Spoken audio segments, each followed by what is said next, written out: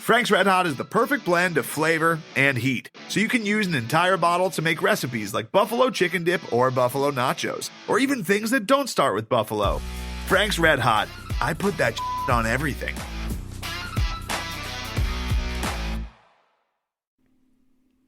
Craig! Bonton, come back.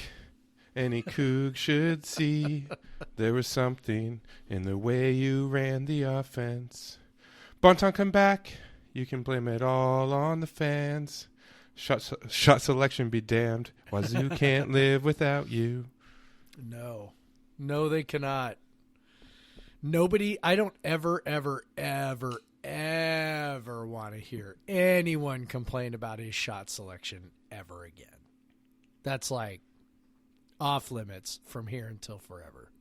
Yeah, it seems to be. It's very clear now, and we've alluded to this before that. Yeah, like we speculated who else is going to take the shots, and they just struggle so hard to find open looks. I mean, we speculated earlier in the year. We were like, okay, we're pretty sure that the reason why he's got so much latitude to shoot pretty much anytime he wants is because, like, nobody else can. Well, sure enough, nobody else can.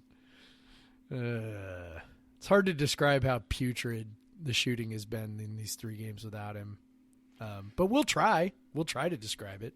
Yeah, we'll try here on Podcast versus Everyone. I'm Craig Powers. With me, as always, is Jeff Newser. Yo. Jeff, how are you doing today? I'm good. I was just telling you, I just got back from Camp Good Times. So Camp Good Times is one of the cancer camps that we've been affiliated with my son, who's a cancer survivor.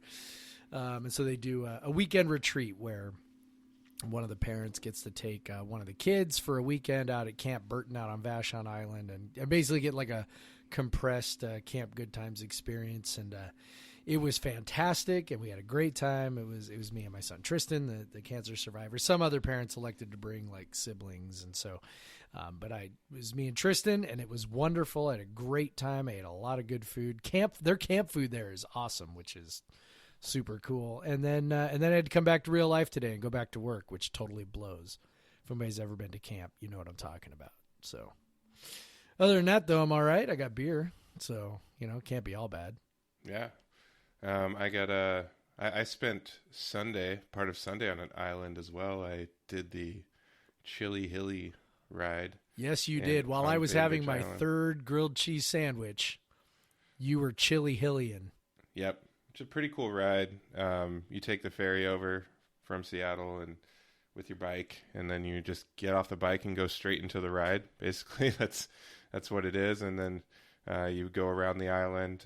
It's a fairly hilly island, as most islands are. And then you eat chili at the end. The weather was supposed to be awful. When we got up, Amanda's dad went out and loaded the bikes in his truck. And he came back covered in hail in the morning. So we're like, this is not going to be good. But actually, it stayed partly sunny through most of it. There was like rain for maybe 10 minutes. And then there was like one part where the wind was in our face. But that was on a flattish part. So all in all, I'm pretty proud of myself. It's supposed to be the first ride of the season, the cycling season, because like a lot of people at this point obviously haven't been, at least on the western part of the state, haven't been out on the road very much because it rains all the time and it's not very much fun to ride in the rain. Why? That would be great, riding around in the rain all day. So yeah, and then so you start right off with this really basically 2,100 feet of elevation climb over 33 miles. So I was proud of myself. I probably do a lot to my run training I've been doing. I was able to climb all the hills without stopping and get walking. A lot of people were doing that. It's a pretty common sight because there's some pretty brutal hills. Yeah. But yeah, so that was pretty fun. I mean, as fun as it was fun because I thought I was gonna be soaking wet. And I wasn't, and it turned out to not be too bad on Sunday. So once after the early morning stuff, we were watching it. It was actually a pretty lighter crowd, I guess, than usual from talking to other people that have been there, because the weather reports were so bad. that people just backed off. And but it turned out to be like actually pretty damn good weather, about as good as you can expect in February. But more chilly for you. Yeah, well, it was still chilly. Did you get 2 bowls? Did you get 2 bowls of chili instead of 1 because there weren't very many people? No, I just got the 1. Didn't even finish it because it's actually a huge bowl of chili they give you, and we wanted to get to the ferry. You know, it was either catch that ferry or wait an hour. So right, no, you don't want that. Getting off of there, yeah. You do not want that. Had a nice beer on the way back. You know, an IPA on the way back on the ferry. That was a good IPA, and then awesome. Yeah, so Chili Hilly, fitness, baby. Yeah, fitness. Yeah, so I'll probably get back into riding more. I have another century ride I'm going to do at the end of July, early August. But right now I'm focused more on running. But I got to get back into running, man. It's hard to talk myself into it with this weather, but just got to do it. I know. I mean, last week you had no excuse. That's true. Every day. The hardest part is, so I always end up in this, not that we want to talk too long about fitness, but the hardest part is like, you know, when you work and you come home and there's maybe like 30 minutes of daylight after you get home, you know, and then Sarah usually doesn't get home until after I do. And so then like the daylight's pretty much gone at that point, and then it's really cold. And see, I have like 1,000 excuses for why. So yeah, that's why. But now it's lighter later now. We're getting a little better. So. Yeah, that's when I go. That's why I've done most of my training. A lot of my training through January and February has been at the Y. Yeah, I try to do that. Just running around on their indoor track is just like. Bleh. Yeah, I do it on the treadmill. Yeah, that's probably. I mean, I don't know. I think it all sucks. I like to run outside, so. Yeah, I'll get back to the grind this week. Life's slowing down a little bit. Yeah, speaking of getting back to the grind, professional transition there, segue. Yeah. Cougar basketball. Yeah, it was a rough weekend. Rough doesn't begin to describe that garbage. Yeah, it. I mean, we'll start with Thursday. That was frustrating. Yep. Just to take a Cal offense that is not very good. Nope. And kind of they didn't shred the Cougs, but by Cal standards, playing the Cougs at home to, you know, get over 1 point per possession is frustrating.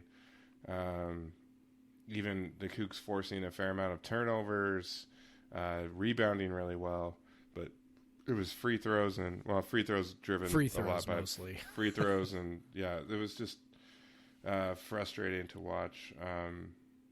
And just because the Cougs they got down early and they just couldn't come back because they just didn't have the offensive. They went through a stretch where Cal didn't score for 5 minutes, and they scored, I think, 5 points over that stretch, or 3. Yeah, they cut the lead by like 3 points or something, or 5 points over that span.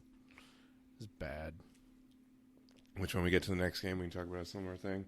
But yeah, so yeah, obviously we knew the offense was going to be bad, and it was. CJ didn't have a particularly good game. Wait, are you saying 13 points on 18 shots is a bad game? Yeah. And then you got a great effort from Tony Miller and no one else really. You got Noah Williams really has struggled being the number 2 option. He has not done well with it. His effectiveness has plummeted because he's been asked to create more, right? Which he is just not ready for at all. Yeah, you had Gervais knock down some threes. That was a bright spot. He kind of kept them around in the second half, hitting those threes along with Tony Miller. But just otherwise, it's just they really were never within 2 possessions in the second half. Closer than 2 possessions with the ball in the second half. And they basically, it seemed like Paris Austin was at the line killing a rally at any point. So that was just and then obviously another big inside dominating them, Andre Kelly. 8 of 10 from twos. That was frustrating. Yeah, just Cal's not a good team, and to get swept by them, really those are 2 games that WSU should have had, and if they would have had them, this season would be looking a lot better right now. They'd be at 7-7, 7-8, whatever it is. But yeah, obviously, I it's tempting to say if Bonton was in, it might have swung it, but they it might have just got them out. Like it would have avoided getting in such a hole early, but yeah. Well, I mean, I will say this, though, that, Bonton, I think it's pretty clear is our best perimeter defender, in addition to being, our best perimeter offensive player as well. And so, when you're looking at a game that featured so many free throws, right? So much. Now, some of that was Pollard being ineffective in the interior, and, Tony Miller playing pretty significant minutes at center. Those things are obviously not ideal against a team that's got a fairly good sized center that can do some damage. But Bonton's going to contain some of that penetration, and he's gonna reduce some of that free throw rate just on his own. So, I don't know that the result ends up different. I mean, I'm not going to sit there and say he's some sort of like superstar or something, but. You just see the important things that he does when he's not there. And we don't have another point guard that can do well, let me rephrase that. We had 2 point guards that can do what he does, and now we have 0 because one of them injured his hip earlier in the season and or his leg or something, and ended up out for the season. And then the other one injured his hip against UCLA and has been out for 3 games. So, we were left with, really a freshman and Jervay Robinson, who, Jervay, for all of his, ability to play hard on defense, which is great, is really not an offensive threat at all. And he doesn't do the kinds of things Bonton does with penetrating and passing. So having him in that lead guard role is just, is a real problem. And, the other thing I think that is a little bit underrated, to be honest, I think Jeff Pollard is absolutely gassed. Yep. I was going to say that too. So when we look at like his last 3 games now, he had the good game against UCLA, the overtime game against UCLA, played his butt off, and then of course in overtime kind of got taken to the woodshed by I can't remember the player's name, but Riley.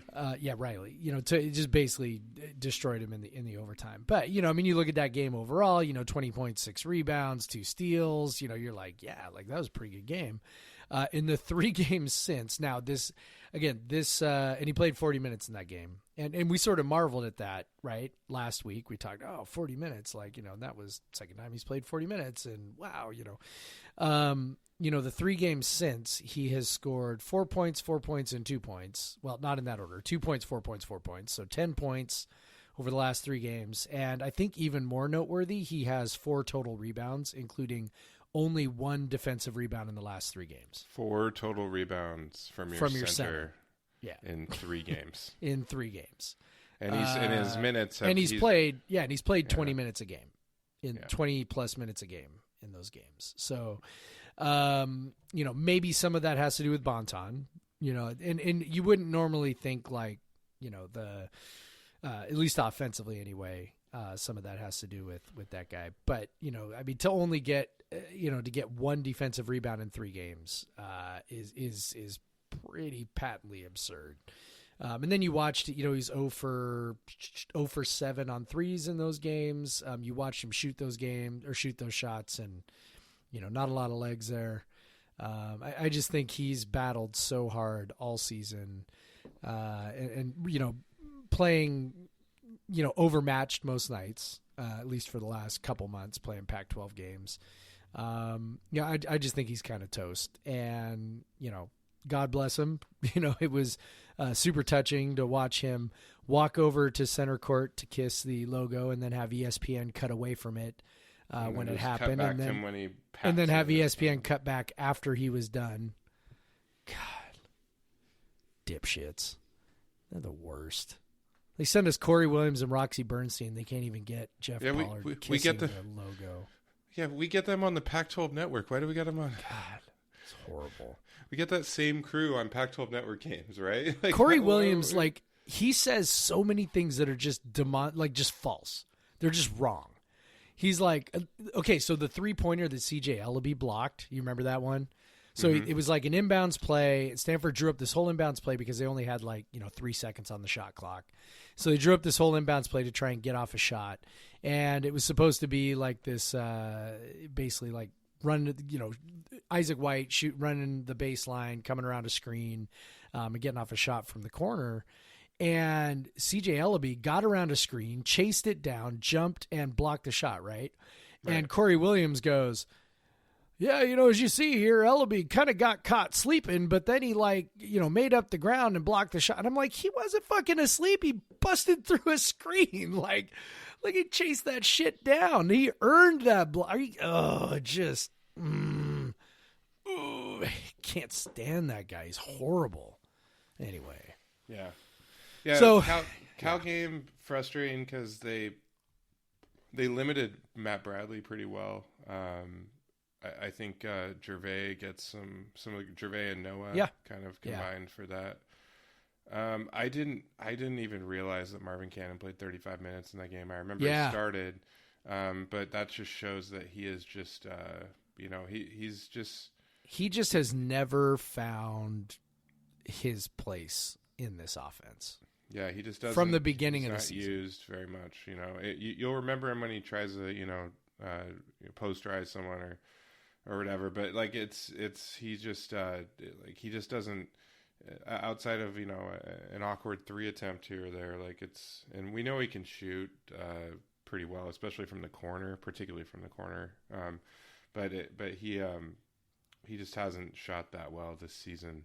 I mean, in fairness, he's been in and out, but obviously they have him in there because there's what else? Who else are you going to put in there? I mean, obviously you and I were high on him before the season, but he just we were really excited. Both of us were that he came back. Because he's just he's got the physical tools.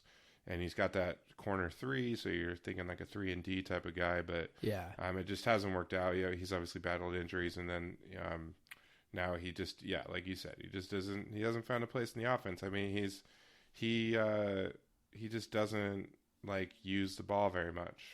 He's relying on other people to get him shots, and then like we said, when he's playing because Bonton's out, and Bonton is probably the only guy on the team that really can set him up regularly.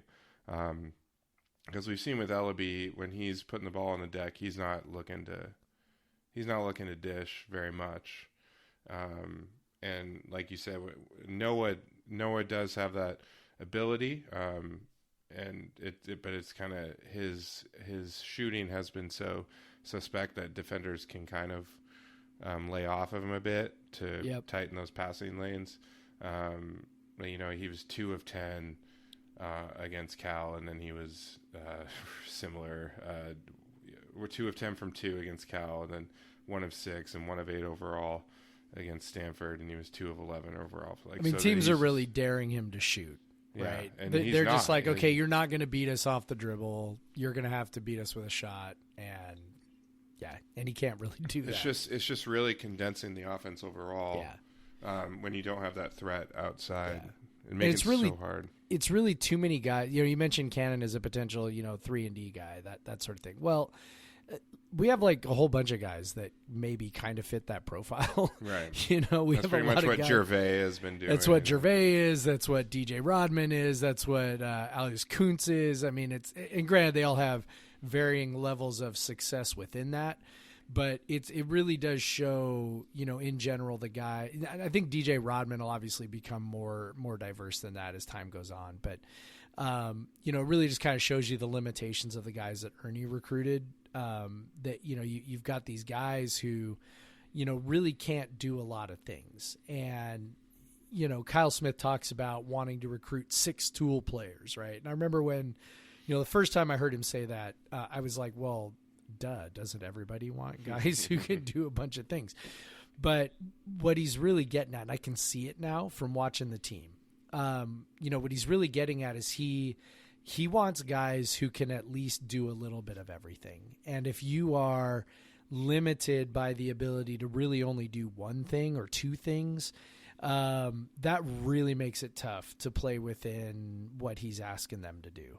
And so you see a guy like Cannon, you see a guy like Gervais. Now Gervais obviously is bringing it on the defensive end, as we said, but you just see these guys within the offense who are, they don't have a well-rounded enough skill set to be effective within what Smith asks them to do. And, so then you see Cannon, he just kind of stands around, right? I mean, he's not a good dribbler.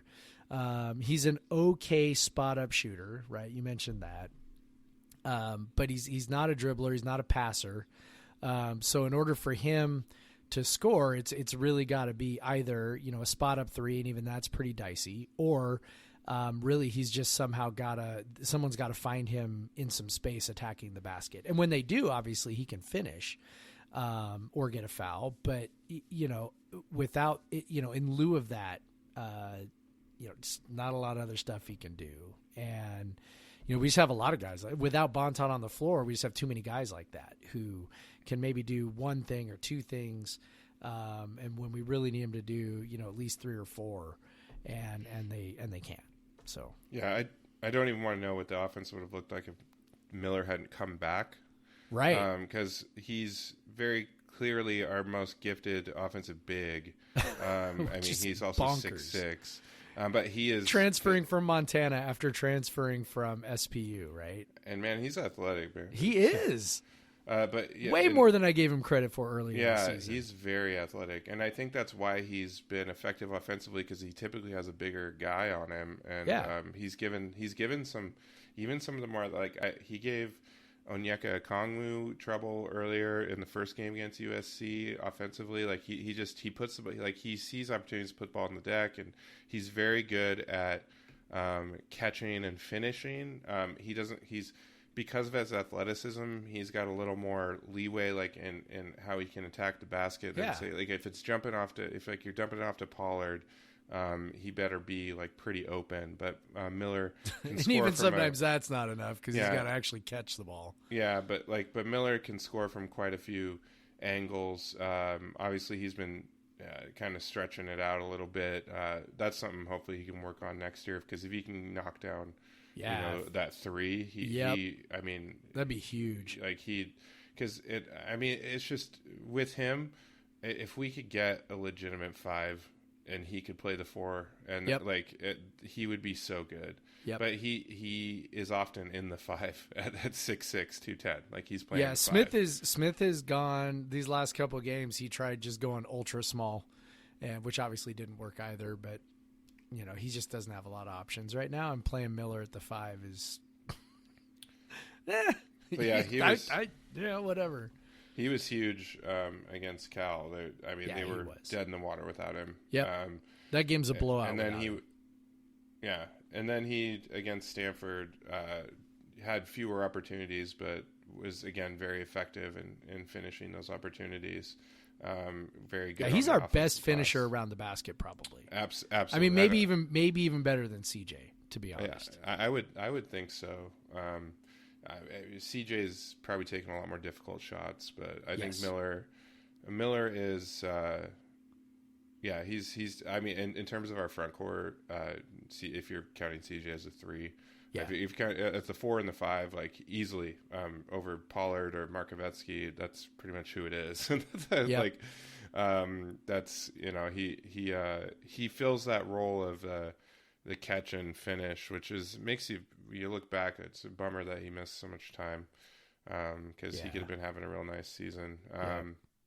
If he can add about 10 or 15 pounds between this and next season and add a legitimate 3-point shot. Because it still looks a little, when you see him shoot, you see it in the free throws, right? Yeah. You see why he's not a good free throw shooter, right? There's just a tiny little hitch in his jump shot. I don't know if hitch is even the right word to use. It's just there's just a little bit of a lack of fluidity in the follow through. It just kind of comes, the ball kind of comes off his hand kind of hard. Yeah. You know, and so you see that on the free throws. And if they can clean that up somehow and really get him, you know, make that jump shot just a little more fluid, man, he could be a real dangerous weapon, particularly if he can play the 4 and be just, 10 or 15 pounds heavier, not lose any of that athleticism. He could be a real valuable piece going forward. Yeah. And when I'm saying this, I'm not thinking the same styles of players, but just the same sort of rise in the senior year that we saw out of like Koprivica and Lodwick and stuff. And so, if you can get a guy that can just start finishing even more and look for more opportunities he's actually pretty aggressive offensively considering, how often he touches the ball. Like he's getting himself in positions to score. Well, he was a volume scorer at SPU. Yeah. That's the difference. I mean, he was a volume scorer for his first 2 years.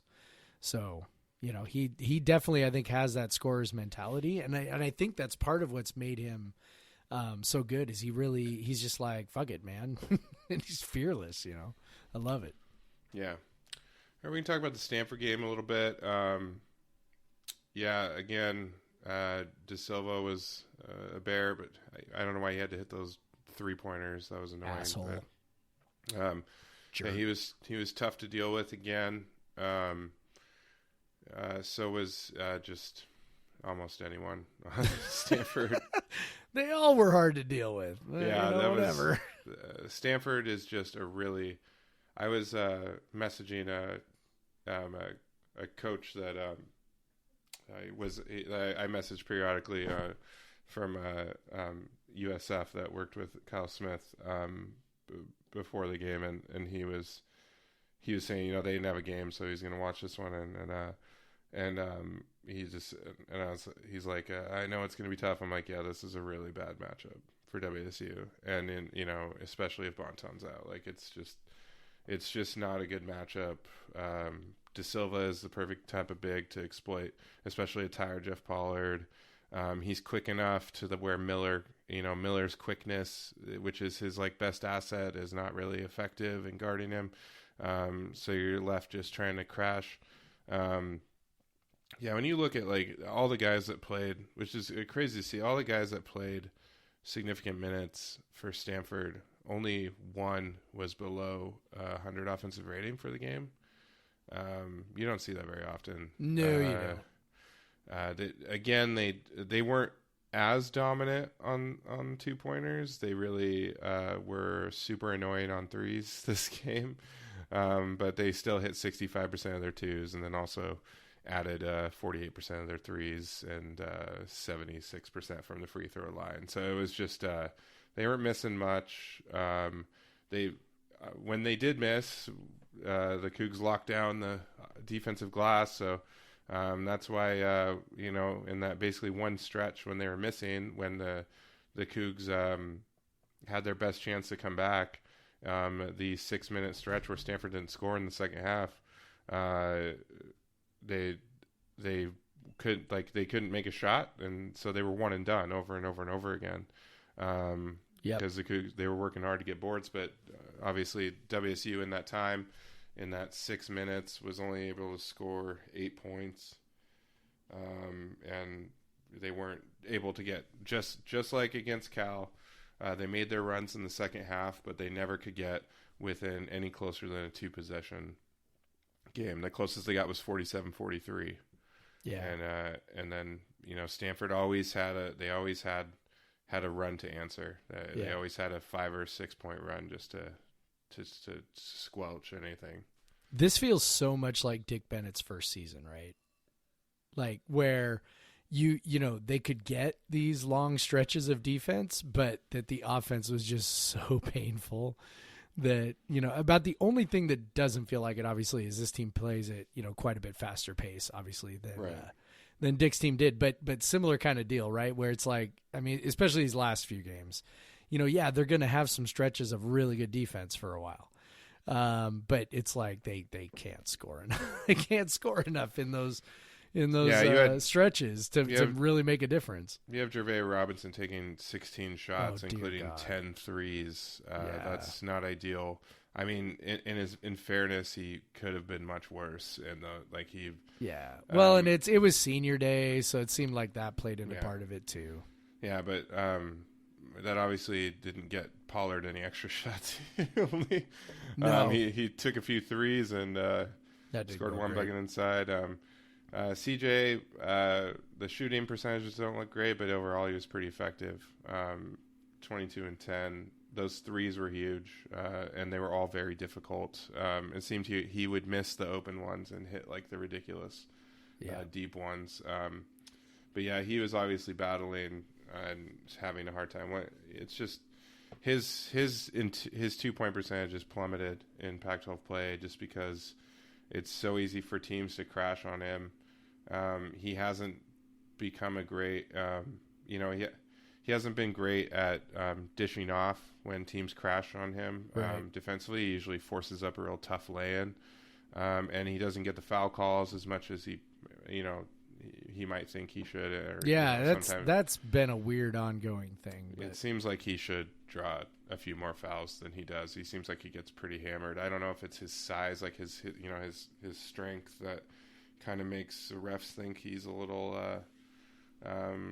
because he doesn't flop really. He just gets hit and just keeps going. But maybe he needs to add that flop to his repertoire to get more calls. But yeah, I don't know. Like overall, he had the type of game that WSU needed from him. Obviously, something greater, but I wouldn't expect much more the way Stanford was keen on him because they were able to take him out for quite some long stretches just by shutting it down. Well, and Stanford's a really good defense too. Yeah, they're top 10 defensive. So to do what he did in that game. 22 points on 19 shots, 10 rebounds, 2 assists, 2 blocks, 2 steals, only 1 turnover. That's a pretty damn good game. Yep.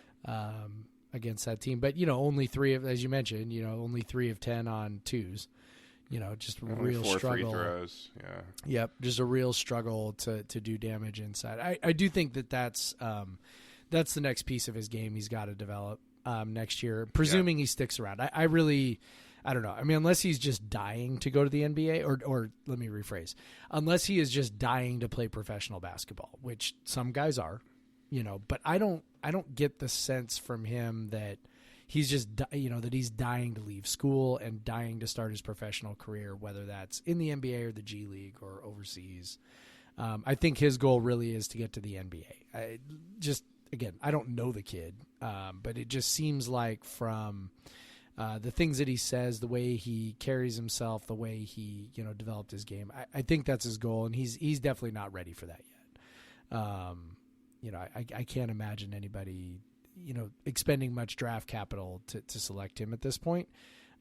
His ability to actually get to the basket, draw fouls, finish around the basket, those are things that are going to be really important because he's not the most fleet of foot guy, right? I mean, if he was, he probably wouldn't have ended up at Washington State. Yeah, he's a good leaper. He's strong, but he rarely breaks a guy off the dribble all the way to the basket. The guy he's got to learn to be crafty enough to get to the rim, which way too often he is sort of forced into taking a mid-range jumper. So yeah, and he's shot really well from 3 in Pac-12 play, 38%. But he was over 50% from 2s before Pac-12 play started. He's at 32% during Pac-12 play on 2s. So this 3 of 10 was a pretty typical performance for him against the conference opponents. His free throw rate has dropped in conference play. When we say free throw rate, we mean the number of free throws he gets per field goal attempt. His free throw percentage has been just fine still. I think in the way he does, it's a very typical way he attacks the basket. He ends up taking this kind of lefty runner from the block. You see that shot a lot from him, and he's not real great at finishing it. Yeah, he's not going to draw a foul on that. So yeah, he's definitely got some things to work on offensively. he's a good shooter, and he's just a tough, strong guy. But and I'm sure he's running down too. Well, and yeah, I mean, he leads the conference in shot percentage, which means when he's on the floor, he takes the highest percentage of shots of his team's shots than any other player in the conference, more than like Peyton Pritchard or any other great player you might think of. It's CJ Ellaby is taking the highest percentage of shots, and then he's second in possession usage. And really where he gets docked there is because he doesn't get to the free throw line very much, and he doesn't turn the ball over very much, which is not a bad thing. And not a lot of assists. Yeah.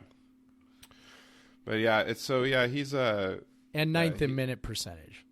Yeah, so he's playing a ton of minutes, taking a ton of shots, doing a ton of rebounding too, which is also a thing that actually expends quite a bit of energy. Yeah. He is second in the conference in defensive rebounding percentage in conference play, and 25 remarkable for a guy his size. So he grabs almost 26% of the available defensive rebounds while he's on the floor. That is a very elite number. That's conference like play. That's Josh Hawkinson type. Yeah, maybe even a little better than what Hawkinson was. That might be. I'd say more like Kevin Love type rebounding percentage. Like it's like if you think of some of like that's where the best rebounders are falling. Like Aaron Baines was pretty close to his senior year. So that's just an excellent number. And he's done that more during conference play than he did during non-conference.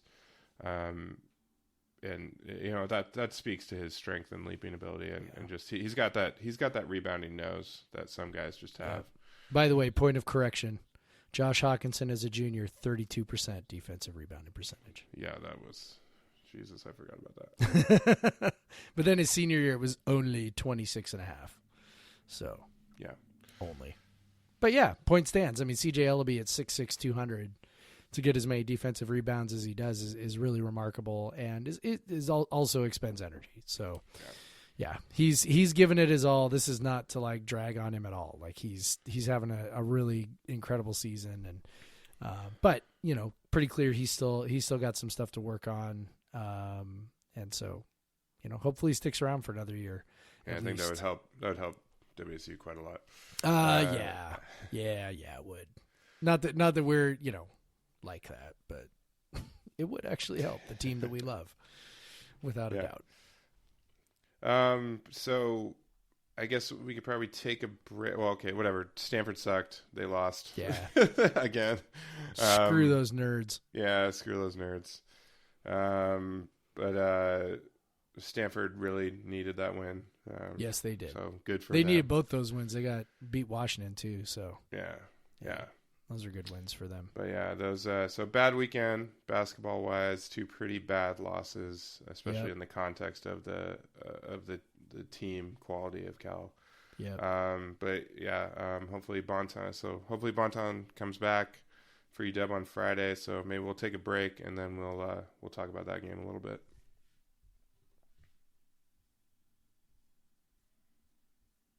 We're back. Well, this is where we always sneak in the beer talk somewhere. Yeah. What beer are you drinking? Yeah. I am having a Space Danger from Fremont. It's their seasonal. The can is absolutely A++. Other than the fact that it features the color purple, but we've got a purple can with orange, looks like Martian surface, and what looks like a crashed space rocket, and for some reason on this Martian surface there are dinosaurs. So, whatever. But beer's pretty good. You ever been to Mars? Do you know there's not dinosaurs there, Jeff? You know what? That is a fair point. But yeah, pretty standard, kind of West Coast IPA style. Yeah, perfectly pleasant beer. Wonder if it's I haven't had it yet. I wonder if they were if that's a direct dig at space dust. It might. It might be. It's possible. I've not looked at any descriptions of it, but yeah, could be. Could be. Cool. Yeah. What you drinking, dude?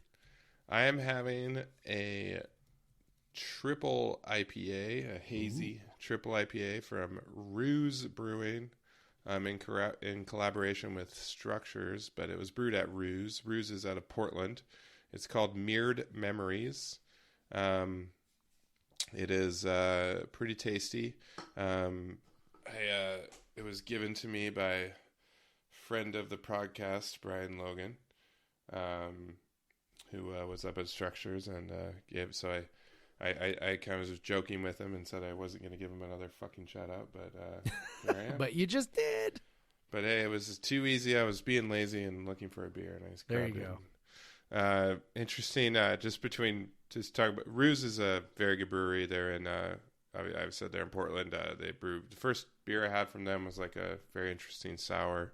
That was a few years back, and then they've just expanded their repertoire and make a lot of good beers. Very respected. They were one of the collaboration breweries on Fort George's 3-Way IPA last year, where they always pick a Oregon brewery and a Washington brewery and do a triple collaboration. They do all these beta batches of it before. Yeah. Those are always outstanding. Yeah. I feel like the one a couple years ago with Holy Mountain and Modern Times was better. I liked it a lot more than last year's one with Ruse and Cloudburst. But I didn't really like how they did the different hop varieties throughout the batches. I just kind of was like, just pick one and do the same beer over again all the summer, which is what they usually do. But so I'm kind of hoping they don't do that again this year, where they were like, this is the Citra one, this is the whatever one. I didn't like that so much last year because some of them were good and some of them were less good. Yeah. But the couple years before were really good. They always do a different can, but kind of based on the brewery the vibes of the two breweries. So I'm excited to see. So Ruse was in it last year, and it's funny because this is a collaboration between Ruse and Structures is is the Washington brewery. This year, the Oregon brewery is a brewery called Level Beer, who does a lot of like video game themed branding and stuff. Yep. We've had them on the podcast before. Yep. And so Structures is an excellent brewery in Bellingham. Obviously, I talked about them a couple episodes ago. It might have been last episode. So highly recommend them. But yeah, so big hazy triple IPA. It's not very bitter. It's very much it's called American triple IPA, but it's very much New England style. Not a ton of bitterness. Very fruity. A lot of tropical fruits action going on. Heavily dry hopped, so the nose is big time fruit. Obviously, no fruit in the beer. I'm talking about the kind of tropical fruits. The mangoes and the papayas and stuff that you kind of get from the new hops. This says it was brewed primarily with Vic's Secret hops, which is kind of the new hot shit, and then dry hopped with Enigma, Citra, and Mosaic. So it is very tasty. It's very easy drinking for a 10% beer. Quite dangerous, but yeah, I like it. Those are the best ones. Yeah. Good job, Ruse and Structures, who probably just had a guy there drinking beer. I think that the can art is done by the Structures guy, is what someone told me. And then, so you can see that on my Twitter account, at the Craig Powers. But yeah, so pretty solid stuff. I'm almost done with it. Got a 3 Fates from Holy Mountain, which Brian also picked up for me, nice. as my beer to take me to the finish line here. Yeah, so got UW again, this time in UW's place, and hopefully with Isaac Bonton. I think we'll have him back. Yeah, that seems to be the vibe. Like he went through some warm-ups on Sunday, and then he came out and warmed up, and then when the game started, he was back in street clothes. So I think the hope is that, okay, so that was a good sign that he was close, and then he kind of dropped, what seemed like a little bit of a hint on his Twitter about the Apple Cup. The Apple Cup, yeah. Yeah, so I think there's a pretty good chance that he'll be back. So which is good. So UW did not have trouble with Cal. They no, they didn't. Snapped a 9-game losing streak with that win. The UW's had 3 conference wins. 2 of them have been absolute blowouts at home, and then another home win over Oregon State. So just like every team in this conference this year, they've been a lot better at home than they've been on the road. I don't know. WSU was able to shut them down pretty well defensively the first time around. They didn't really let Isaiah Stewart do a whole lot. Hopefully they can do that again. It's again like UW just on paper is a really shitty matchup for WSU because of the athleticism of guys like Stewart and McDaniels. But UW is one of those teams that, because of their Ken Pom rating will perplex people because they are still ranked 56th despite being 3-12 in Pac-12 play. Right, despite a 9-game losing streak. But they did beat, which they just broke. They did beat Ken Pom's number 2 team to start the year. And then a whole lot of close losses. And they had a pretty close loss to number 3 Gonzaga. They took number 19 Houston real close. Tons of other close losses. So they definitely close loss to UCLA doesn't look bad anymore. Oh yeah, I mean UCLA might be the best team in the conference right now. Honestly, they might be. They're on. Lunardi's got them I think first 4 out. Yeah. So they are just right on the bubble now. I mean they've played themselves there. So WSU gave UCLA their best run in the last 4 games. Which includes road wins at Arizona and Colorado and Utah, which is insane. But yeah. UW,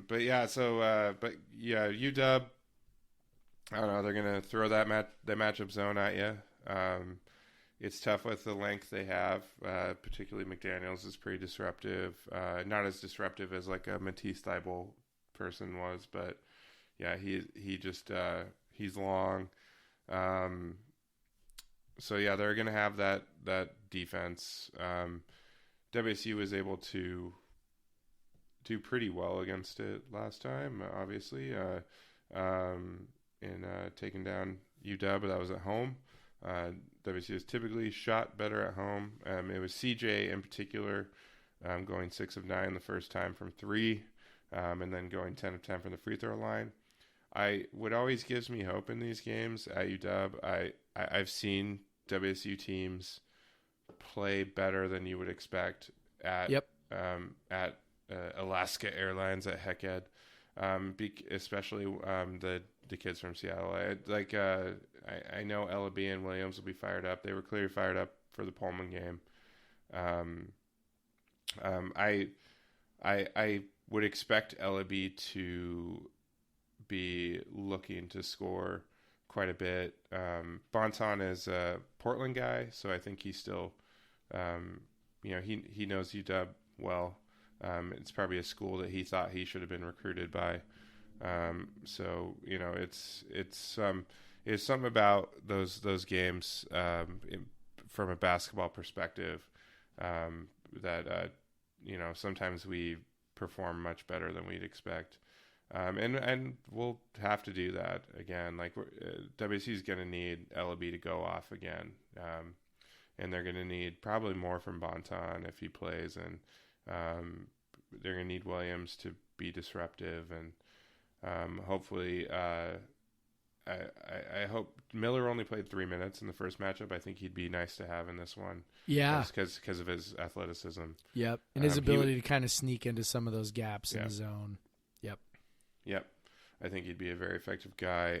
Obviously, just given on trends, I mean, Pollard's going to get a few extra days off here than he normally would, but just on trend and maybe knowing that you don't have that next game in the weekend, you can play just a little bit harder.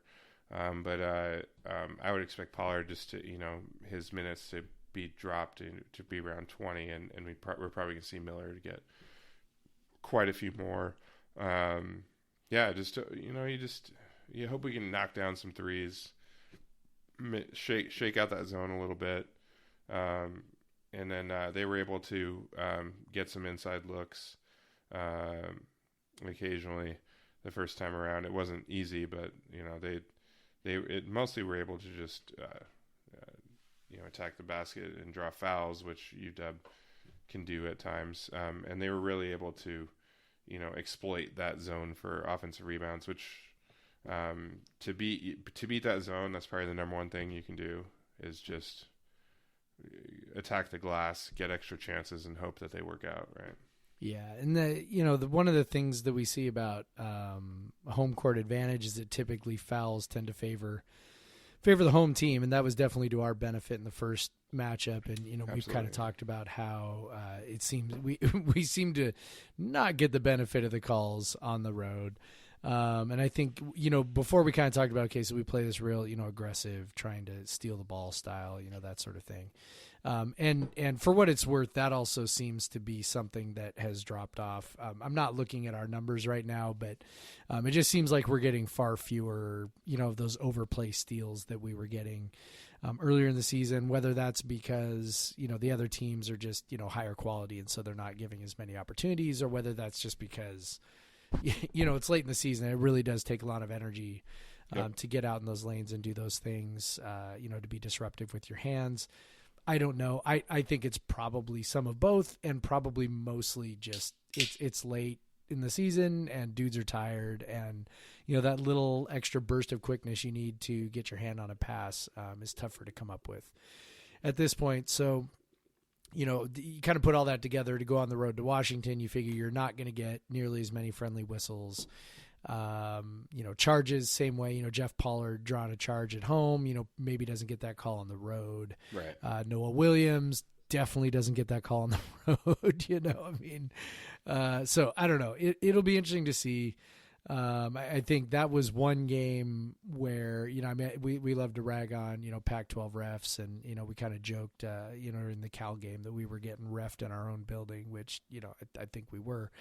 But, the UW game was definitely the one game where I'm going, oh my God, okay, we're really getting the benefit of most of these whistles at this point. So, I think we're gonna need a little bit of that. I think it's sort of exactly what you said. We need Bonton to be there.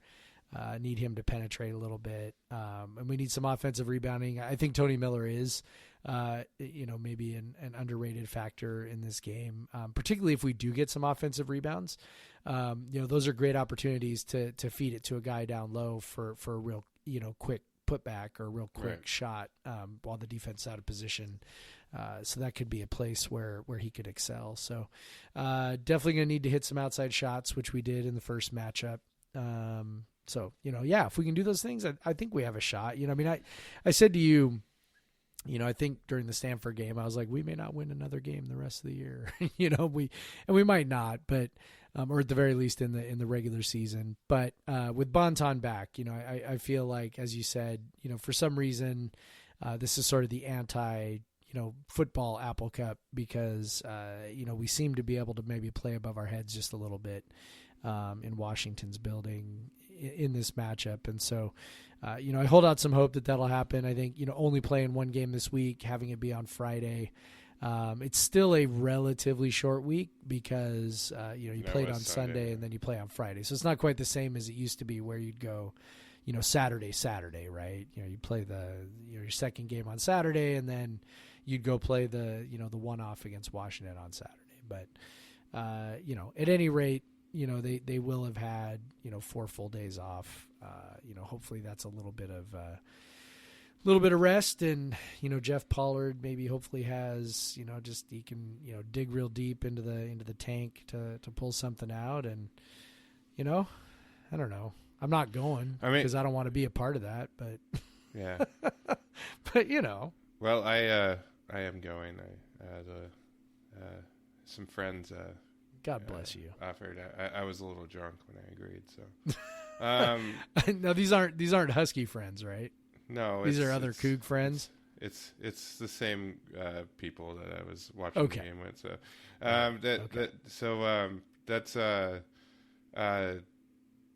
yeah. I mean, some interesting things. Yeah, you talked about WSU's effectiveness. They've still been very good at forcing turnovers, and UW gives the ball away more than anyone and gives them away through steals. So you got to hope WSU does get those steals, get some quick offense. Yeah, easy buckets. And then something interesting, UW relies on the three more than any other team in conference play. And WSU stifles the three-point attempts more than any other team in conference particularly play. with Bonton on the floor. And that typically favors the defense. So hopefully, I mean, some of that has been, we can say that WSU has been not very good defending inside. So it's not just forcing them off. WSU's not been very good at defending, throwing it into the post or whatever, and obviously UW is going to do that with Stewart. That's a big part of their offense. So it'll be interesting to see how that goes. A lot of those threes come from Stewart doubles and kickouts. Yeah, we'll see here. I don't know. UW has found every which way to lose this year. And we'd be just fine if they come out and just do that one more time. Yeah, it's possible. It's possible. And at the very least, hopefully you get, very drunk before you go in there so you can still have a good time, even if it doesn't work out. Oh, I wouldn't have a good time at all. I got very drunk before the 2015 Apple Cup, and I had a very good time. So. That is true. We both did. Yeah. And let's see. I think we both almost got in fights on the way out of the stadium. So. Yep. Absolutely. Yay. Didn't really. I think the basketball crowd's a little more tempered, but we'll see. Yeah, I would agree with that. I would agree with that. They're not quite as many of the mouth breathers from Auburn driving up for basketball games. There's less than 10,000 of them in there. There's not 70,000 like the football stadium. So yeah. Yeah, well, whatever. Hopefully we come out and win. It'd be really nice just to. It would be nice. And by the way, if we won that game, I believe it. I mean, we would be mathematically assured of finishing above Washington in the standings. Yep. Yeah, because there'd only be 2 left, and they'd be 6 wins and 3 behind. Yeah, they'd be 3 behind. Yeah. So yes. Yeah. So that's very important. All the more important. Although absolutely, that's what I'd be telling those guys right now. Think that means WSU be in line to play Stanford in the first round of the Pac-12 tournament. Oh, so. Well, fuck that. Yeah. I don't want any part of that. Lose to win. No. Yeah. No. Beat the Huskies at any time. Yeah. Available. Everything else will work out. Yeah. Yeah. Would you trade? Hypothetically, would you trade a loss to the Huskies for a win in the Pac-12 tournament for once? No. Me either. I'd much rather beat the Huskies. Me too. Winning in the opening round of the Pac-12 tournament means absolutely nothing. True. Yeah. I know that people get frustrated because we never win in there, but it's much more fun to win at UW. Come on. I agree. I'm with you on that one. I was just curious what you would say. Obviously, I'm going to be there, so I'm going to definitely want that. I was extremely biased on that. You're like, hell no. I'm going to I'm not going to Vegas for the Pac-12 tournament. I'm going to be in the goddamn arena. Are you kidding me? Of course I want to win that game. I would not trade that for anything. Yeah. What else? Recruiting? Should talk some recruiting. Yeah, we got basketball recruiting. We got a Canadian coming down, at least for now. How do you say his name? Jefferson Koulibaly? I believe that's it. Yeah, Koulibaly. Of Montreal. Yeah. Which I just butchered. But originally from Montreal, currently playing at an academy in Ontario. So yeah. Pretty cool. Yeah, Montreal's a cool city. Yeah. So. He's really athletic. Yeah. He seems to be precisely the kind of player that they want to recruit. We were talking earlier about the 6-tool guys. Like he's that kind of guy. He is, people will look at the fact that he's averaging, 30 points and 10 assists and whatever. the competition is probably not, the best. And he's also like high volume. I mean, I think he's taking 20 some shots a game. Like it's like it is high volume stuff. But when you watch videos and there's not a lot of video out there on him, but the stuff I've seen, he just seems to fit really well. He's 6'4", really athletic. Is an adequate passer. Maybe not as good of a shooter as he will end up being. He seems to, again, the volume of shots seems to kind of be playing into a lot of that stuff. But, perhaps that's something that can develop, and, he certainly has the tools, I think to be effective. So, the old, we used to joke about Ernie Kent's long and athletic, right? That was his, that was, his propaganda line there in his last year or two.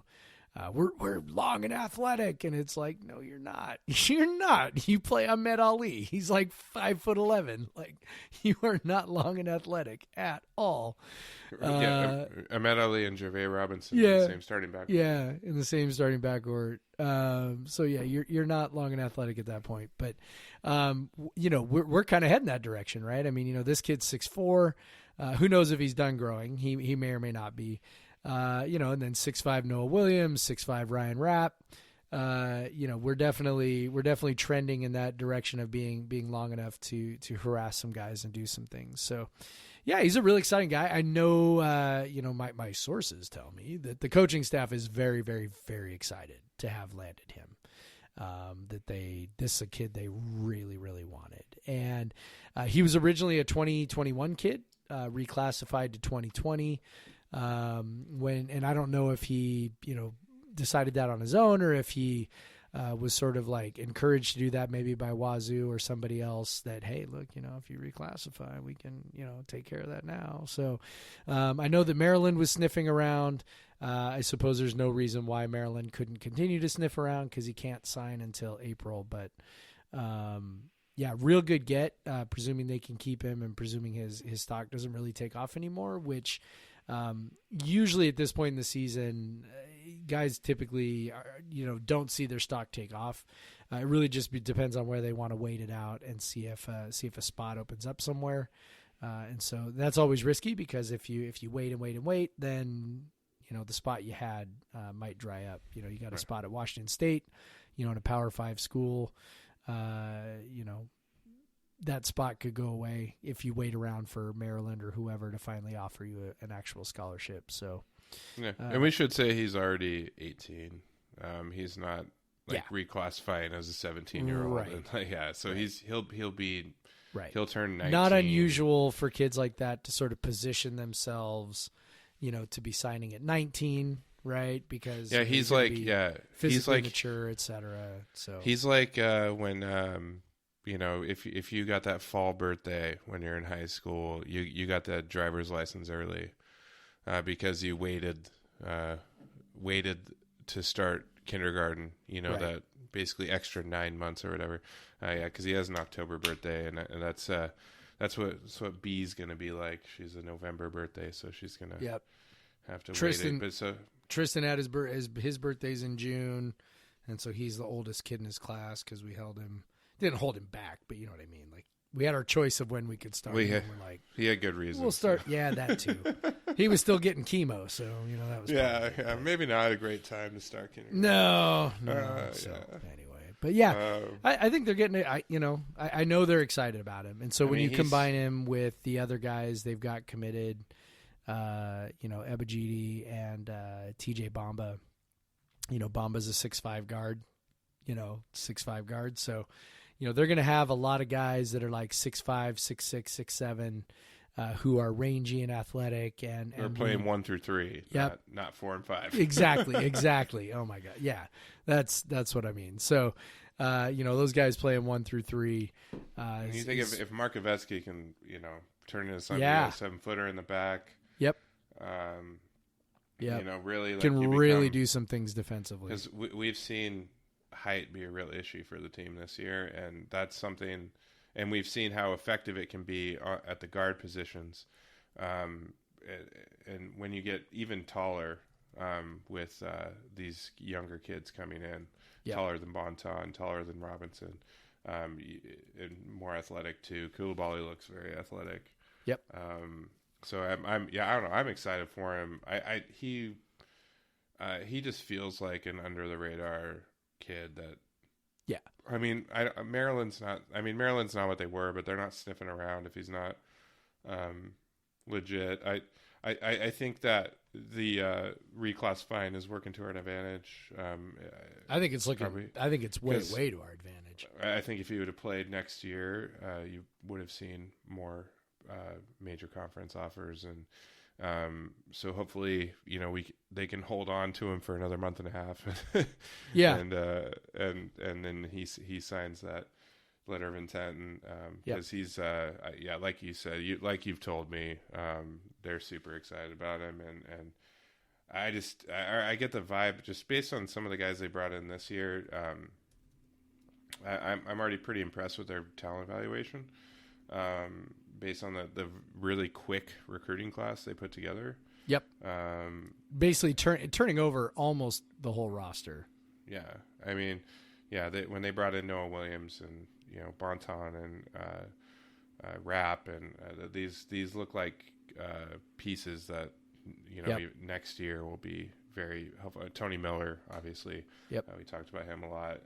Mark Ivetsky looks like a guy that I know he looks slow, but he looks like he's got something. And so I don't know. Like I'm feeling good about their talent evaluation, and if they're excited about him, based on the video, he looks like a guy that, even though he's playing against worse teams, he still is he's dominating them. And and so hopefully he sticks around and we still got him. There's another guy for the next recruiting class.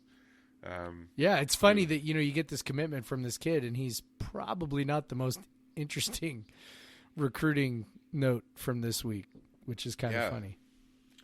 So WSU, if you try to find this recruit for basketball on internet, it's quite difficult, because he is now a much more prominent football recruit in Nathan Rawlins-Kibonge or Kibonge. Yeah, we have no idea how to pronounce that. So if any of Nathan's family is listening, sincerely apologize for butchering his name repeatedly, as we are about to do.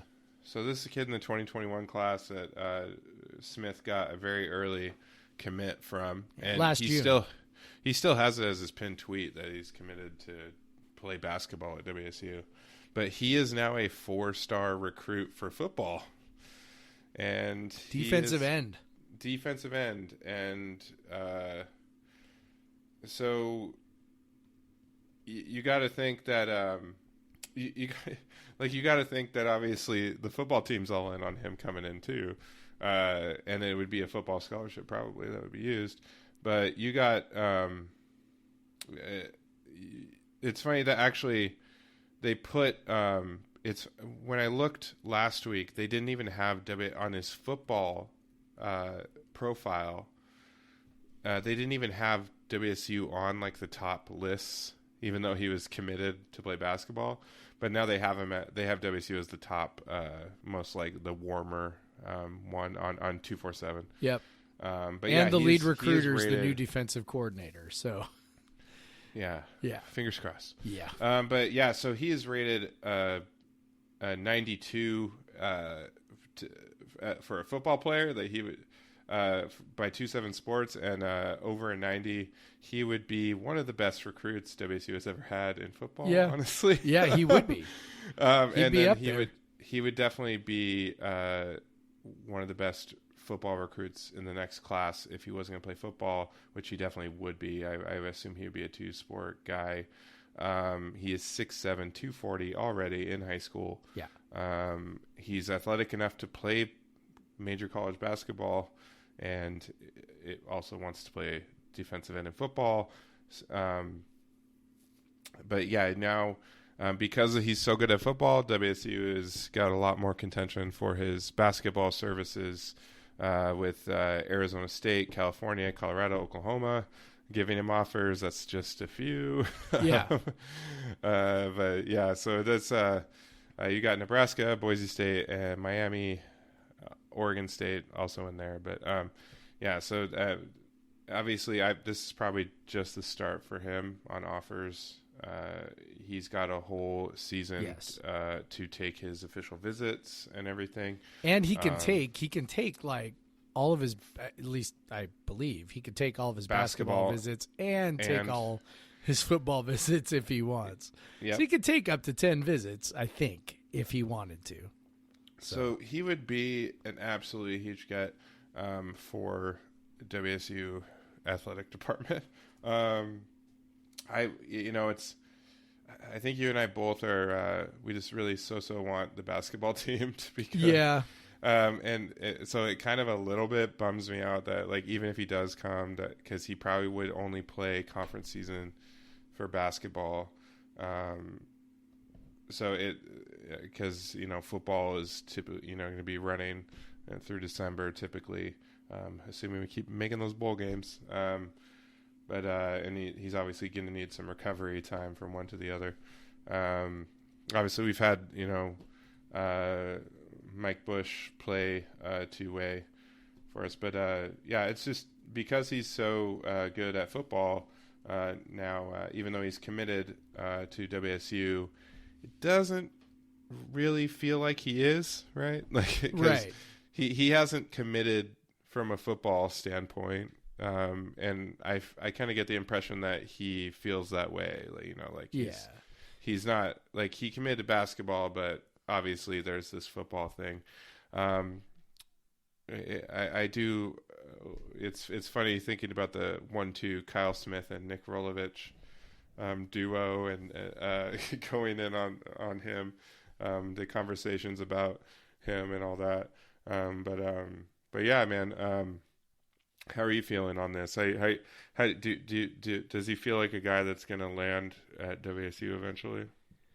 Well, I think WSU has as good of a chance as anybody because, when you talk about a school that so to do the two sport thing, you've either got to be you've either got to be a really special athlete to do it, or you've got to go to a place where they're willing to let you do it. So, you look at for example, a guy like back in the day, Donovan McNabb at Syracuse, right? Really special athlete, quarterback, also played point guard, really, really obviously special kind of guy. I will say, let me add that he does not have the WSU commit as his pinned tweet anymore. Yeah, I just checked. Yeah, I think he even said Washington State basketball commit on his Twitter profile before, and he doesn't have that. Yeah, so I listen, and his recruitment to our school was sort of weird in the first place. That so number one, he committed after his sophomore year, which is obviously unusual. He committed in June, and he committed with basically just like an unofficial visit to Pullman. Which, the only difference between the official and unofficial is it's either on the school's dime or on the player's dime. So he made his own trip from, Portland to Pullman, checked it out, thought it was great, decided to commit. And I remember at the time I was just like, okay, just all right, I guess. So, anytime something happens that early, your first thought is, well, we'll see. Okay. Right. 'Cause he's still very young, and you never know why usually when guys commit that early, I shouldn't say usually. There are a lot of reasons why a guy might commit that early. Sometimes it might be, trying to work an angle, trying to leverage, trying to drum up interest in themselves. There's a lot of other reasons, not saying that was his reasoning. He did say, grant interview that said, just fell in love with Pullman, wanted to be there, thought it was great. I want to be a part of that. Okay, cool. That was before he ever played a snap of football. So then the fall rolls around. He has his football season and was really, really good. When you watch the video, you're like, oh, like okay, yeah, I can see that. So as far as what that means for us, I think that WSU is in a position to really kind of give him whatever he wants. If he says, yeah, I want to play both, then Rolovich probably looks at that and goes, yeah, he's a special talent. I'll share him. It's sharing a kid with that kind of talent is better than not getting a kid at all with that kind of talent. And then, Kyle Smith, probably similar deal. I mean, he's a top 300 recruit in football right now, which is really, really, really good. But he's also, according to, 24/7's own evaluators, he's also a top 200 recruit in basketball, which is, not like elite, but is better than really anything we ever get. He's a high 3-star kid. So top 100 is really sort of the arbitrary cutoff of, okay, these are really impact players, but top 200, like I said, we don't have a top 200 kid on our roster right now. CJ Ellaby wasn't a top 200 kid. So, that should kind of tell you something about what kind of talent you're getting, even from a guy who, maybe people are projecting a higher upside as a football player than as a basketball player. Certainly no slouch at all as a basketball player. So, I think both Kyle Smith and Nick Rolovich both would be ecstatic to land him, even if, for Kyle Smith, again, it's, as you mentioned, it's, for half, you're only going to get him for half a season every year. I think that's a deal you make. And then a part of it, something I mentioned when we were chatting about it before was that, if he plays football and he's on scholarship, he has to take a football scholarship. So that does give, a little bit of flexibility to the basketball team, even though, you're only getting the guy maybe for half a season. You're still getting a guy for half a season that doesn't cost you a scholarship. So that's still a bonus. Still doesn't hurt you. And then on the off chance that, the football team doesn't make a bowl game, which I think, if we're being honest, is a possibility going forward. Right. Then the season's over at Thanksgiving and, he joins the team, for the last month of non-conference games before, and then he'll really be ready for conference play. So, yeah, I think that's good.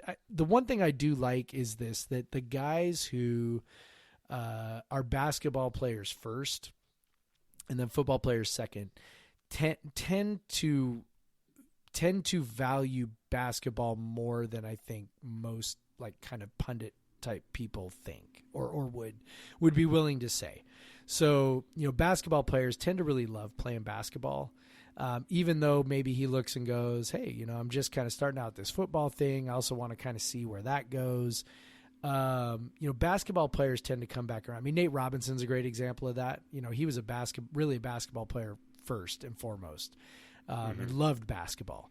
And, so he goes to UW on a football scholarship, is a football player, decides, you know what, I'm going to do both. And then eventually goes, you know what, I'm just going to play basketball. And that, worked out to be a pretty good decision for him. So, not that necessarily this guy is as talented as Nate Robinson, because Nate Robinson's one of the best, high school basketball players I've ever seen. But, just basketball players tend to really love the game. And I wouldn't be shocked if he ends up basing his decision primarily on maybe his best option for basketball. And, I wonder if he's already got a scholarship offer in football from Oklahoma.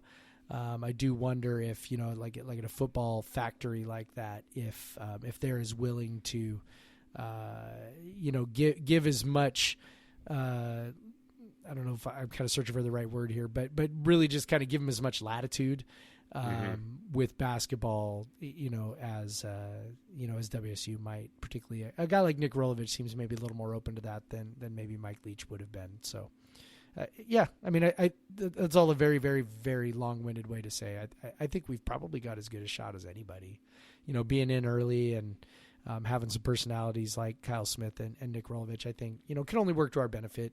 If he decides, football is really his future, then maybe he goes somewhere else. But, if he wants to go somewhere where he's going to get a legit shot to really just kind of dive into both, I think WSU is obviously as good a place as any, and I'm sure Kyle Smith and Jake Dickert are telling him that as often as possible.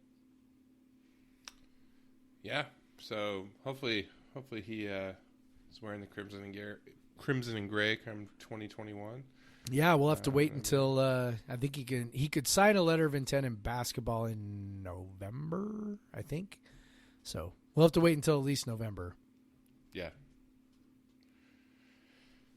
What will we do until then? I don't know. We may find some things to talk about between now and then. I don't know. I'm not sure. This is Rawlins-Kibonge cast. We only talk and my about guess is Nathan he probably had zero sense of what his football recruitment would end up becoming. Having never played football before, so good for him. Enjoy it. Suddenly, he finds check it himself playing what has become the most valuable position, right? Outside of quarterback in football. A quick note, by the way, is that if Oregon has hired somebody from his school, and so if Oregon wants to recruit him, they have to get a waiver from the NCAA. The rules there are different for football than they are for basketball, because like most people have probably heard of, for example, the Michael Porter situation, right, at Washington, where they hired his dad, and then the Porters come and play at Garfield or Nathan Hale or whatever. Nathan Hale, right? Played at Nathan Hale, and then we're going to go to UW, and then didn't or whatever. But the rules are different in football, and they'd have to get a waiver in order to recruit him, which, my guess is they probably would apply for it and probably will get it. But it is a little more complicated than just being like, hey, why doesn't he just stay home and play for Oregon? So for whatever that's worth. Yeah. I don't know. We got anything else? I don't know. Sad buff emojis. Oh, yeah. Yeah, we should talk about that. Karl Dorrell. The original Bruins Nation whipping boy. Karl Dorrell. Well, other than Dan Guerrero, but yes. Well, I mean, yeah, in terms of coaches. In terms of coaches, for sure. Yeah. Because I don't think they were complaining about Howland quite yet by then. Karl Dorrell, who hasn't coached since 2007? Has it been that long? It's been a while. He was UCLA's coach. He was UCLA's coach when I was in Pullman. Wow. I didn't. Yeah, 2003 to 2007, and I don't think he hasn't had a head coaching job since then. Holy cow! And that's amazing. Mostly been in the NFL. Yeah. 1 year at Vanderbilt, and then everything else in the NFL. And not really Miami, Houston, Jets, Miami positional, again. Positional coaching. Wow. Positions. I don't know. This obviously Colorado was put in a unique and difficult position with what the fuck is his name? Mel Tucker. Thank you. Embry was floating in my head, and it wouldn't get out. He was before McIntyre. So with Mel Tucker, the latest of latest hires, obviously, because Michigan State was put in a weird position, right? And probably got a pretty good guy, honestly. In terms of like a young guy, I don't know. Maybe. I mean, it's more of a hire that you could be like, okay, this could be fine. But you're basically hoping for that Nick Saban magic space dust. And he's still young, and he, whatever. But when you get a guy like Dorrell, who's not that old in terms of head coaching, he's 57, but he has not been a head coach for a program in 13 years. Yeah. I just had my mind is blown right now. Like I had no idea. Had one good season, but wasn't particularly. UCLA fans think he wasn't good. They think a lot higher of their football program probably than what anybody their football program is. than anyone on the planet. They think that they should be basically 1A to USC's 1. But they aren't, and they've rarely been. But so he went 35-27. Not terrible. He had a 10-win season, won Pac-12 Coach of the Year once. So the credentials aren't terrible, but it's also 13 years ago. And, well, it's like imagine 2003 to 2007. That's when Bill Doba was our coach. The same years. Pretty much. And he lost to Bill Doba multiple times. Holy shit! Like can you imagine? Like I know Bill Doba's like really old, but I mean, can you imagine like? Yeah, Bill Doba was older wild. than Dorrell is now when he was Of our course, coach. of course. I just mean like to be like Bill Doba got fired and then like now he's resurfacing. You know what I mean? Like just that long without being in charge of a program is that's really something. Also, kind of crazy. Dorrell was super young. He was. He was really, job, really young.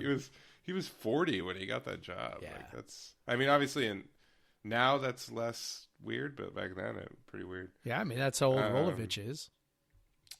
Yeah, that's true.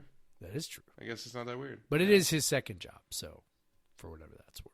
And Doba is 79 now, so yeah, he was. So yeah, Doba was 62. Yeah. When he started coaching WSU, and Dorrell right now is 57. Yeah. But yeah, I don't know. Like I did not expect them to hire anyone. I thought they would just go interim. Like, yeah, I mean, it's a weird deal. Like I get not wanting to go that route, because you maybe run the risk of losing, half your recruiting class, and so like I mean I kind of understand not wanting to do that, but at the same time it's also like, I mean, geez, how did you find this? Yeah, guy? how did you land on Karl Dorrell? I mean, look, he must have a very good agent. If I'm a coach and I'm a little even slightly unhappy with my agent, I'm like, how pissed is Jim Mora? I'm like, who the fuck is Karl Dorrell's agent? I want that guy. If I wouldn't have been surprised if it was Colorado hires former fired UCLA head coach and it was Jim Mora. Right, it was Jim Mora, but it's Karl Dorrell. And that should tell you something about the stink that Jim Mora cannot wash off. Like, which nobody will touch him, which makes all that Coug fan stuff about Jim Mora all the more hilarious. But I'm not gonna completely pan this thing yet. You mentioned that he was really young the first time around, and I think people can learn. I do believe that people can grow. I do believe that they can figure some things out. And it's not like he was an abject failure at UCLA. Exactly. You kind of mentioned that. I mean, he wasn't great. He definitely wasn't great. But, 5 bowl games, 500 or better record every year in the conference. Never finished, worse than 5th in the conference. And that was back before the Pac-12. So we're talking Pac-10. Finished 5th, 3rd, 4th in his 5 years. So, granted, which I think not finishing higher than 3rd was his was what killed especially him for at UCLA fans. Yeah. And I get it. I mean, he was not, and I'm not saying, UCLA was wrong to fire him or something. I mean, granted, if you're UCLA and we want to do better than that, okay, great, whatever. But, he wasn't horrendous down there. I certainly think he put together a better run than Jim Mora did. He's also a year younger than Jim Mora. Yeah. So, and then he spent a bunch of time, now he spent a bunch of time kicking around the NFL, working for, now I don't know, I don't know that he's worked under the best coaches, in that time. So I don't, maybe, I'm not sure how much he learned from, working with these different coaches, but, he's worked with enough guys around the NFL that, he's probably picked up a trick or two along the way, and, maybe it won't be a disaster. I don't know. I mean, I'm definitely curious. And I will say, that, and I know this always rankles some people, but I will say, I'm glad if a school's going to go for a retread, let's go for an African-American retread, and get some of that diversity back in the Pac-12. I think that's, Colorado lost an African-American coach and brought in one. And so I think that's 3 consecutive African-American coaches when almost no one is hiring African-American coaches. So that is a good thing. And again, sometimes people bristle at that idea, but I really think there's value in diversity. And so I'm glad they went that direction. Yeah. Maybe there's a chance that a guy like Karl Dorrell if he was a white guy, would have had a head coaching opportunity again. Yeah, in the last I think 13 that's an years, entirely fair assessment. Because it's not like he was, like we said, it's not like he was horrendous. It's not like it was a total train wreck. He was okay, just not up to what UCLA would want. And typically, guys like that get another shot. So, good for him. He's not in the North, so I hope he has great success. Yep. At Colorado. That's what I was going to say. Like, Colorado is... go for it, buddy. Colorado is not a very hateable school. No. I like them. No. I liked going Boulder's to a their beautiful school. place. And Yeah, and just lose to WSU every time you play WSU. I'll yep, be fine. keep doing that, and we'll be good. All right, man. So that's pretty much it. That's all we got. Yeah, I think we've run out of things to talk about. Yeah, we're canceling the podcast. It's over. We're done. That's it. We've talked about everything there is. Yep. But if you don't believe me, feel free to subscribe. No, we'll probably if you are be back subscribed, next week. Probably. If you are already subscribed, feel free to give us that 5-star rating. Leave us a little review. That helps other people find us on their podcast machines. And follow me on Twitter at the Craig Powers. Follow Jeff. It's Jeff at Pod versus Everyone. Pretty much. For all your hot takes that you need. That's right. Including all your political hot takes. Yep. I get criticized for that sometimes. Don't care. Yeah. Yeah. Whatever. We started this thing talking about politics, so. We did, because we honestly thought we wouldn't have anything else to talk about, and it turned out we had plenty of let's stuff talk to about, we'll talk some cougs, but there won't be much to talk about. So let's talk about politics. But here we are, 72 episodes in. We've learned, we've evolved. We're giving the people what they want. Man, we could talk cougs all day, so, whatever. I do, I've definitely heard the complaints, like when we were doing the politics, like, I wish, but then I get the occasional, like, oh, I liked when you guys were talking about politics. Like, it's like. Well, I think it's going to be a bit unavoidable in the next 6 months at some point. So, yeah, or maybe not. I don't know. I hope not. We can talk soccer too. We can talk all kinds of things. We could. Hopefully, Cougar sports is interesting enough. That's the hope. Maybe baseball will give us something interesting. They're not scoring a lot of runs right now, though. Yeah, they had a real nice win. On Sunday. They had a little comeback against Hawaii. A little comeback. Yeah. Like we said, WSU teams never score runs early in the season. That's true. That's true. All right, man. Well, all right. Have a good night. Go Cougs.